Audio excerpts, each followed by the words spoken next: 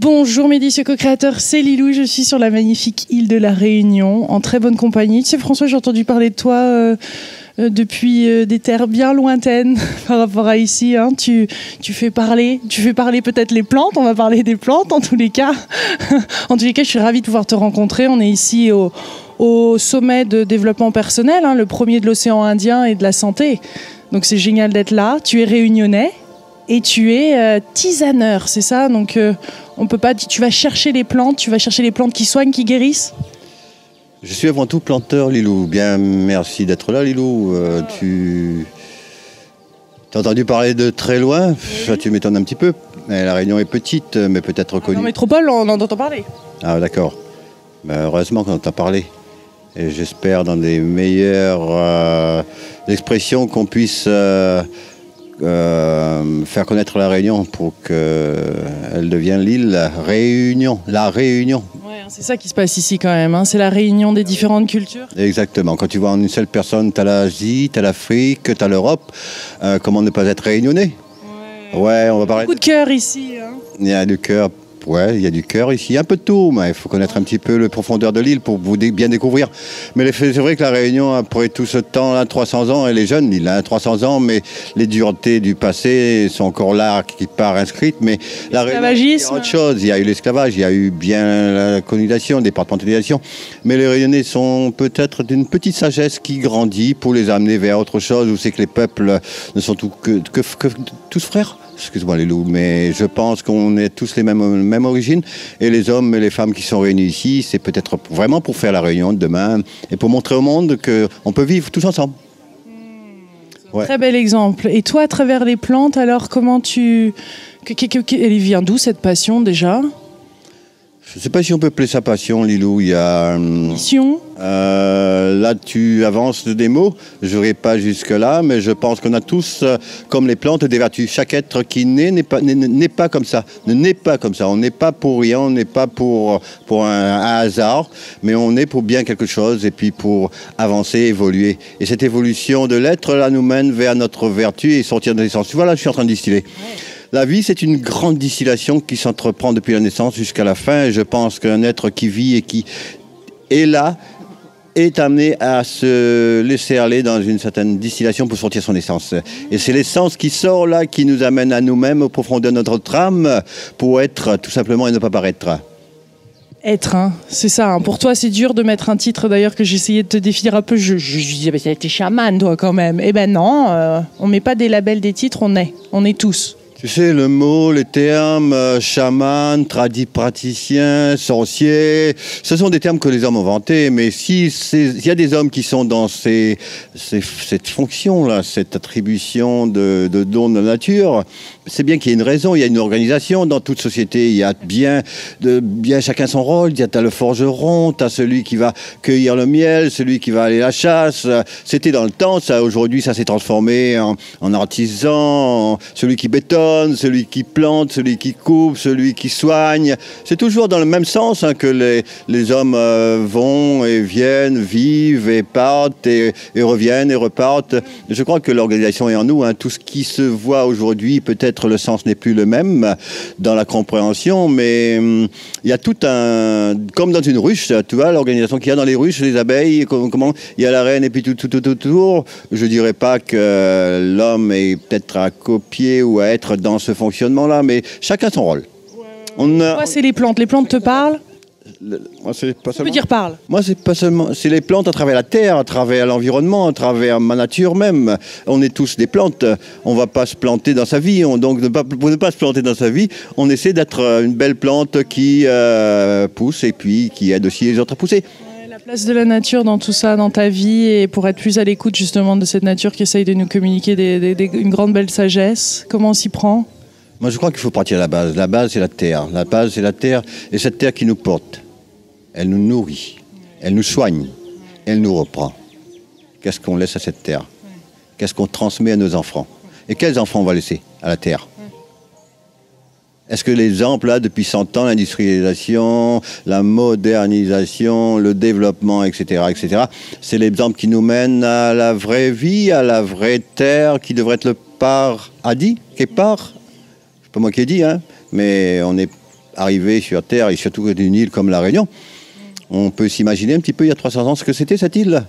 Ben, je pense qu'il y a une belle image de l'île à travers des petits coins et recoins encore qui peuvent nous dire, que ce soit Marfat, que ce soit au fond de grands bassins, que ce soit dans les coins retirés qui ne sont pas encore très avancé dans un certain développement, mais attention, il y a aussi à faire avec son temps. Je suis pour ça, mais on ne doit pas non plus dépasser les limites, les bornes, parce qu'on peut du jour au lendemain avoir des surprises. On voit bien à travers le monde tout ce qui se passe. On voit bien du jour au lendemain des interrogations là sur jusqu'où et comment est-ce qu'on va faire pour c'est ce qu'on a construit, ce qu'on a fait. On voit bien les destructions. On voit bien comment. Mais La Réunion, c'est une île encore beaucoup plus fragile, beaucoup plus à se préoccuper du développement vraiment durable.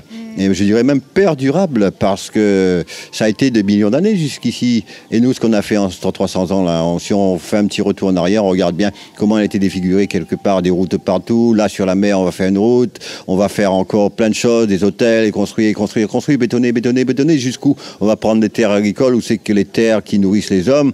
On va faire des choses, peut-être pas pour les enfants qui vont venir demain. Nous, on sera partis, mais ils vont subir jusque dans nos tombes. Dans nos tombes, ils vont nous poursuivre. Qu'est-ce que vous avez fait de notre île? Qu'est-ce que vous avez fait de cette terre?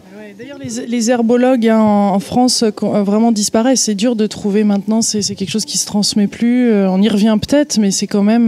Il y a eu une telle industrialisation, et la pharmacie, les laboratoires pharmaceutiques, mais on va pas trop en parler ici, mais ont vraiment pris en une mainmise qu'il y a certaines choses qui viennent de la terre et qui sont bonnes et qui sont saines pour notre corps et que notre corps demande, auxquelles on n'a presque plus accès, ou c'est très difficile d'y avoir accès finalement des fois.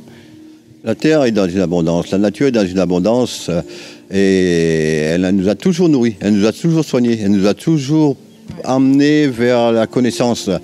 Mais l'homme de cette abondance gaspille. L'homme de cette abondance ne tient pas compte et ne remercie jamais la terre, ne remercie jamais l'environnement.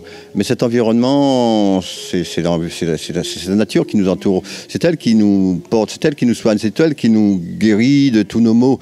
Mais terre-mère, hein. La terre-mère, ouais. On parle bien de la mère, la mère qui aime tellement ses enfants, et qui prend dans ses bras, et puis qui a, malgré tout ce que tous les caprices, elle est là toujours, cette mère, pour nous soutenir, pour nous protéger, pour nous aider. Mais il y a des limites quand même. On voit bien les événements, là, on voit bien ce qu'on fait, Tchernobyl, ce que fait Bhopal, ce qu'on fait, ce qui s'est passé. Monsanto, hein, ça doit te toucher, ça. Ouais. Les graines, génie. Je dis aussi que c'est un passage. Ça, c'est un temps où c'est que l'homme est en train d'essayer des choses, parce que l'homme vit né pour essayer, vivre des expériences. Mais il y a des expériences qui sont poussées un peu trop loin. Il y a des expériences qui nous apprennent pas à nous réguler ou à tenir compte pour avoir une petite sagesse, pour faire autrement. Mais je pense que c'est aussi l'évolution de l'homme qui fait comme ça, qui veut comme ça. Il faut prendre des claques, faut se prendre des claques des fois pour pouvoir s'assagir. Comment on peut se rapprocher? Comment on peut entendre ces plantes? Comment on peut communiquer avec cette terre? Parce que tu as des connaissances infinies là-dessus. Tu as une sagesse par rapport à ça. Comment nous aussi on peut... Peut-être qu'on a été élevés justement dans ce matériel, on a été élevés sur ces terres qui sont bétonnées, et on commence à vouloir, beaucoup d'entre nous, apprendre à communiquer avec ces plantes. On sait que c'est important, on ressent leur appel, mais on ne sait pas trop comment s'y prendre. On sent un petit peu, comment on dit en anglais, clumsy, pas trop à notre aise. Ouais. Mais on le souhaite, tu vois, à l'intérieur c'est un appel, tu vois ce que je veux dire? Je sais, Lily. Je sais, et puis c'est pas évident d'exprimer comment communiquer avec les plantes. Je crois que s'il y a déjà l'appel, si l'appel est ressenti, c'est qu'il y a déjà dans cette personne, une idée qu'il y a autre chose à vivre. Et à partir de cette idée qu'il y a autre chose à vivre, on se laisse aller, je crois, vers la nature. Et la nature est grande, la nature est puissante. La nature, c'est vraiment l'université qui nous apprend tout, même à nous transformer, justement pour nous accepter. Et accepter ce qu'il y a autour dans la simplicité. Je crois que communiquer, c'est pas vouloir entendre. Les plantes nous parlent, les plantes nous disent des choses. Mais c'est pas des mots. C'est ce rapprochement-là, justement, de la nature qui ferait qu'on va rentrer en nous-mêmes, dans tout ce qui est en nous. On a tout en nous. Parce que dans nos gènes, dans nos passés, dans nos mémoires cellulaires, on a tout ce que nos ancêtres nous ont laissé. Et on se retrouver dans la nature, ce qui manque à l'homme aujourd'hui, parce qu'il est coupé de la nature, il est même hors sol aujourd'hui. On produit hors sol, on élève hors sol, et on a mis aussi les hommes hors sol, on a bétonné. Et je pense que aller vers ça, c'est aussi vivre là-dedans, c'est aussi se sentir mal. Et à partir du moment où on se sent mal, on va, si on a les moyens, et même si on n'a pas les moyens, toujours essayer de retrouver quelque chose qui va nous, là où on sera bien. Et la nature est là. On voit bien à La Réunion, les gens, chaque week-end, beaucoup de gens vont à la montagne, ils vont dans la nature, ils vont. Ça, c'est un signe qu'on a besoin de cette nature-là. C'est un signe qu'on a besoin de ce rapprochement-là. Mais tellement coupé aujourd'hui par une société qui veut qu'on est dans un confort, à travers une petite maison bien bétonnée et tout ce qui s'ensuit. Mais... J'ai peur de ne pas avoir assez de temps. Hein. Il y a cette... Ouais. Un petit week-end ne suffit pas. Mais je pense que par le biais d'un jardin, par le biais d'un petit bout de terre, on peut être amené à mieux revenir à la terre et communiquer avec la terre. Parce que quand on vit dans un jardin, on a les pieds à terre, on est dans la terre, là il y a de l'énergie qui passe, il y a des choses qui passent et qui se font sentir. Et lorsque un gamin qui grandit dans un jardin, moi c'est mon cas, qui grandit dans une nature, c'est mon cas, et bien on a encore on a tout ça en nous qui remonte. Mais comme je dis, dans nos mémoires, il y a tout.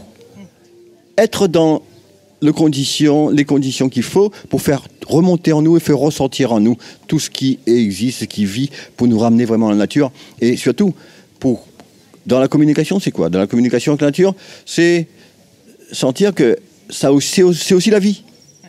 Et cette vie-là est là pour nous aider. C'est aussi une partie de nous. Donc, on fait partie d'un grand tout. C'est ça qu'il faut comprendre. On fait partie de ce grand tout, et si on coupe un maillon de ce grand tout, on est des petits maillons d'une grande chaîne. Et si on coupe un maillon, il y a quelque chose qui ne va pas. Et aujourd'hui, on voit bien qu'il y a quelque chose qui ne va pas parce qu'on vit des turbulences. Et ces turbulences-là, c'est parce qu'on est coupé de l'essentiel, l'essence du ciel, la terre. Coupé de la terre. Parce qu'à l'école, on nous a dit quoi? Si tu ne travailles pas à l'école, tu vas aller travailler la terre. C'est comme si c'est le dernier des métiers. Le dernier des métiers, alors que c'est ce métier-là qui nourrit l'homme. Ce métier-là qui soigne l'homme. Ce métier-là qui grandit l'homme qui lui donne des forces et tout ce qui s'ensuit. Parce que le métier de terre, d'agriculteur, c'est le premier métier. Les hommes ont commencé à planter. Et là, dans une société bien précise, on rejette ces hommes-là, on rejette ce métier-là. On voit bien que c'est pas vraiment une belle intelligence de dire ça. Un enfant qui est à l'école lui dit demain, si tu ne travailles pas à l'école, tu vas travailler. Tu seras paysan, tu seras planteur, tu seras laboureur. Dans notre pays, on dit... Ben non. Quand ils vont dans les supermarchés, les enfants, ils ont l'impression, ils sont coupés du processus pour qu'ils en arrivent là. Les fruits et les légumes, ils savent même pas. Bien souvent, il y a une incompréhension, c'est-à-dire qu'on arrive et c'est genre comme si ça arrivait là dans des. C'était à notre disposition. On se rend pas compte du processus que ça prend et de la beauté du processus, je crois. Exactement. Comme nous, on pousse tous ces fruits et légumes-là, ça pousse aussi, ça met du temps à pousser. Et si ça pousse naturellement, ça met encore plus de temps et c'est encore beaucoup plus dans une production saine pour notre santé. Je pense que l'enfant qui grandit aujourd'hui, c'est ce monde artifice-là qu'il vit et qu'il projette ça aussi. Mais on peut emmener les enfants à voir autrement. Aujourd'hui, à la télévision, on peut utiliser les télévisions pour certaines chaînes de fond pour pouvoir présenter vraiment la vraie vie. Mais je crois qu'il y a un exemple bien précis à La Réunion. On est une île où c'est qu'on produit pas un seul grain de riz et on mange 80 tonnes de riz par jour. 80 tonnes de riz par jour, on n'est pas dans la production d'un seul grain de riz à La Réunion. Moi, j'ai fait l'expérience du riz avec des amis. On a fait l'expérience du riz sur différents coins de l'île. On peut produire du riz aussi. Moi, je dis toujours, arrivé demain matin, il y a un cataclysme où c'est que le riz ne peut plus rentrer à La Réunion. On va manger quoi? On a des champs de canne qui sont à La Réunion, partout à La Réunion. Des champs de canne, on ne va pas manger de la canne. On ne va pas manger de la canne. Qu'est-ce qui va se passer? Qu'est-ce qui va se passer? Il y a eu quelques années, il y a eu une grève. Au bout du 3e, 4e jour, plus rien dans les magasins. Et les gens se sont rués sur les sacs de riz qu'il y avait pour pouvoir s'approvisionner. Mais je pense qu'on peut prévenir ça. On peut prévenir ça. J'arrête pas de dire que les terres de La Réunion ne sont pas faites uniquement pour la canne. La canne à La Réunion tire sur sa fin. La canne à La Réunion, depuis longtemps, il y a des bonhommes qui ont tiré la sonnette d'alarme. On ne les écoute pas. On est subventionné à 100% pour la canne. Et on voit bien que tout ce qui n'est pas dans, je dirais, un fonctionnement normal, à un moment donné, ça casse. Oui. Et la canne en 2017, grande interrogation. On ne va pas utiliser la fin de la canne pour dire aux gens, bon, il n'y a plus de canne, il va falloir forcer les choses pour que la canne reste, maintienne. Non, la canne a fait son temps. Je crois qu'il restera encore de la canne si c'est fait dans les bonnes conditions. Ça pourrait servir pour plein de choses, comme ça sert aujourd'hui, mais dans les meilleures conditions. Parce que la canne à La Réunion, ce qui ne se dit pas, on déverse beaucoup d'engrais, on déverse beaucoup de pesticides, on déverse beaucoup de désherbants dans les champs de canne. Et tout ça, ça va dans les sources. Dans les profondeurs de la terre, et on reboit l'eau qui ressort. Donc il y a quelque chose à faire comprendre aux gens qu'il faut arrêter un petit peu avec le désordre qu'on est en train de faire. On peut planter ici à La Réunion de la canne, bien sûr. On peut planter aussi des fruits à pain. Ça nourrit un peu de fruits à pain. Ça donne des centaines de fruits à pain. Ça peut nourrir des familles entières. On peut planter des avocats, transformer, faire des huiles d'avocat très très bonnes. On peut planter des cocotiers pour faire des huiles de coco. Hein, huile de coco, c'est excellent, huile d'avocat. On peut faire plein de choses, 1000 choses ici à La Réunion. On peut planter des tisanes dans les hauts, partout c'est qu'il y avait le géranium avant. On peut remettre le géranium sur les rails parce qu'on a besoin de cette huile essentielle, là, justement, qu'on a utilisée. Très bonne huile. Du géranium, on n'entend pas trop parler, nous, de ça. C'est une huile, tu fais l'huile essentielle? Je distille le géranium, ouais. Je distille le géranium. Les propriétés du géranium? Oui, et ça soigne énormément. Moi, je dis bien ça soigne, parce que le géranium, c'est aussi bien bon pour la peau, c'est aussi bien bon pour en interne qu'en externe. Mais en externe, il faut faire très très attention. On ne peut pas prendre des huiles comme ça en externe, avec un peu de miel et vraiment en parcimonie. Mais en externe, tout ce qui est problème de peau, eczéma, psoriasis, ouais, il y a plein de cas ça ici, de ça ici. En externe, pour ce qui est coupure, blessure, brûlure. En externe, pour ce qui est mal de gorge, hein, on est angine. C'est vraiment radical et c'est vraiment rapide. En externe aussi pour les parasites, les poux, dans les cheveux des enfants, on utilisait ça dans le temps. Une petite goutte comme ça aux endroits. On peut se mettre une petite goutte, ouais, s'il y a des piqûres de moustiques, les piqûres d'insectes, tout ça. Mais ça a plein de vertus, les géraniums. Mais c'est dans une seule goutte d'huile essentielle de géranium, il y a plus de 400 molécules. Dans une seule goutte, plus de 400 molécules. Et je pense qu'il y a autant, peut-être, de molécules qui ne sont pas connues encore. On expédie comme ça d'ici si en métropole, ils veulent en commander? Il n'y en a pas beaucoup, justement. On produisait dans les années je sais pas, 60, 50, 60, quand j'étais gamin, on produisait jusqu'à 160 tonnes d'huile essentielle à La Réunion. Aujourd'hui, on n'en produit plus grand-chose, peut-être 500 kilos, même pas une tonne. Et donc, on n'a plus trop à expédier. Il y a déjà tout ce qui est produit, déjà vendu. Il y a des petits agriculteurs dans les Hauts, des agriculteurs de l'eau qui continuent par passion, par amour pour le géranium. On en produit un petit peu. Je suis parmi les cas, mais c'est très difficile parce que la plante est fragile. La plante demande beaucoup de main-d'œuvre aussi, c'est beaucoup de travail. Mais c'est comme c'est une huile puissante, c'est une huile capable vraiment de soulager des maux.